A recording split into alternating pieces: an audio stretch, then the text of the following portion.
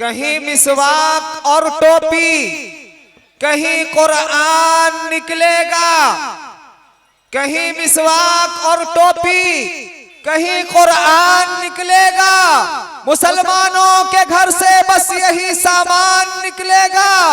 और हमारी देशभक्ति तुम क्या समझोगे गद्दारों? हमारी देशभक्ति तुम क्या समझोगे गद्दारों? हमारा खून निचोड़ोगे तो हिंदुस्तान निकलेगा। हमें अब रहनुमा की और न रहबर की जरूरत है। हमें अब रहनुमा की और न रहबर की जरूरत है। हमारी रहबरी के वास्ते कुरान जिंदा है। और वतन की सरजमी को नाज है मेरी शहादत पर। वतन की सरजमी को नाज है मेरी शहादत पर कि मेरे खून के कतरे से हिंदुस्तान जिंदा है। कि मेरे खून के कतरे से हिंदुस्तान जिंदा है। आज कुछ लोग हिंदुस्तान में नफरत की सियासत करके हिंदुस्तान की जमहूरियत को खत्म करना चाहते हैं। हिंदुस्तान की मोहब्बत को, उल्फत को, भाईचारा को खत्म करना चाहते हैं और नफरत की सियासत करना चाहते हैं। ऐसे लोगों को मैं ये पैगाम देना चाहता हूं कि सुनो, मोहब्बतों से भरा ये जहान दे देंगे। मोहब्बतों से भरा ये जहान दे देंगे। जमी चीज क्या है? आसमान दे देंगे। और हमारे मुल्क में नफरत की बात मत करना। हमारे मुल्क में नफरत की बात मत करना। हम अपने मुल्क के लिए अपनी जान दे देंगे। हम अपने मुल्क के लिए अपनी जान दे देंगे। हज़रत गिरामी पप्पू यादव जी के यहाँ आने से पहले माहौल बना लें और तमाम रजाकार, तमाम वॉलंटियर हज़रात से गुजारिश है कि अपनी अपनी जिम्मेदारी को समझें और हुस्न अखलाक के साथ, प्यार मोहब्बत के साथ लोगों को नरमी से बैठाने की कोशिश करें।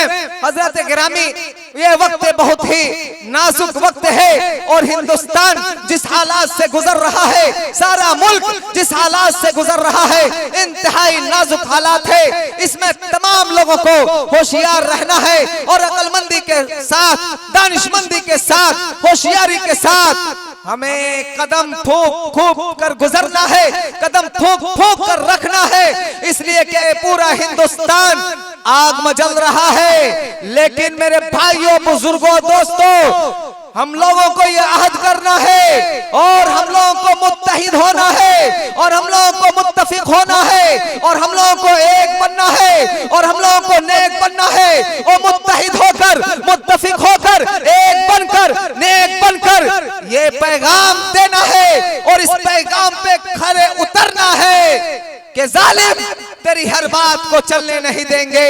जालिम तेरी हर बात को चलने नहीं देंगे। इस मुल्क को हम आग में जलने नहीं देंगे। जालिम तेरी हर बात को चलने नहीं देंगे। इस मुल्क को हम आग में जलने नहीं देंगे। आज पूरा भारत, पूरा हिंदुस्तान जिस आग में जल रहा है, हिंदुस्तान में बसने वाला हर शख्स इससे वाकिफ है। भारत में रहने वाला हर शख्स इससे वाकिफ है। और आज का ये मुबारक इजलास जो एनआरसी, सीएए, एनपीआर और एनआरसी के खिलाफ एहतजाजी इजलास आम रखा गया है, इसका मकसद है ये कि हम तमाम लोगों को, हिंदू, मुस्लिम, सिख, ईसाई, सबको मिलजुल कर इस काले कानून के खिलाफ लड़ना है। और उस वक्त तक लड़ना है जब तक एनआरसी का ये काला कानून, सीएए का ये काला कानून, एनपीआर का ये काला कानून मोदी सरकार वापस न ले ले। उस वक्त तक हमें लड़ना है। और सुनो, ये लड़ाई एक लंबी लड़ाई है, इसलिए कि लड़ाई फिरौन की है, नमरूद की है। फिरौन की है, नमरूद की है, फूलों से जंगे बारूद की है। और इस बार तो डरना नामुमकिन, इस बार तो डरना नामुमकिन, इस बार तो बात वजूद की है। और सुनो, मैं ऐवाने हुकूमत तक ये पैगाम पहुंचा देना चाहता हूं कि मिट जाएंगे, मर जाएंगे, मत समझो कि डर जाएंगे। मिट जाएंगे, मर जाएंगे, मत समझो के डर जाएंगे। तुम आंसू गैस चलाओगे, तुम गोली तोप चलाओगे, हम चीखेंगे चिल्लाएंगे, पर कागज नहीं दिखाएंगे, पर कागज नहीं दिखाएंगे, पर कागज नहीं दिखाएंगे, पर कागज नहीं दिखाएंगे।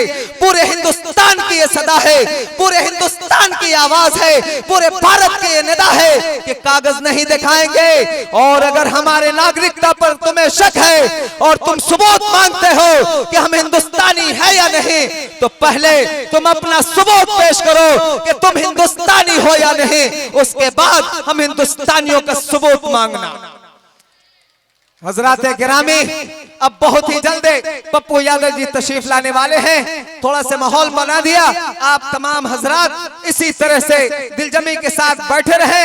और जहां तक मेरी आवाज पहुंच रही है, मेरी सदा और मेरी निदा पहुंच रही है, तमाम हजरात से गुजारिश है कि जल्द अज जल्द यहाँ जलसेगा में तशरीफ ले आए, इसलिए कि इस अजीम शान एहतजाजी इजलास आम में हिंदुस्तान के ऐसे ऐसे माए नाज खतीब, रूहानी ईमानी तबीब और ऐसे ऐसे शुआरा हजरात और बिरादरान वतन यहाँ तशरीफ लाए हुए हैं, जिनके तमाम हजरात के खिताबत से महजूज होना है, तमाम लोगों के कलाम से महजूज होना है।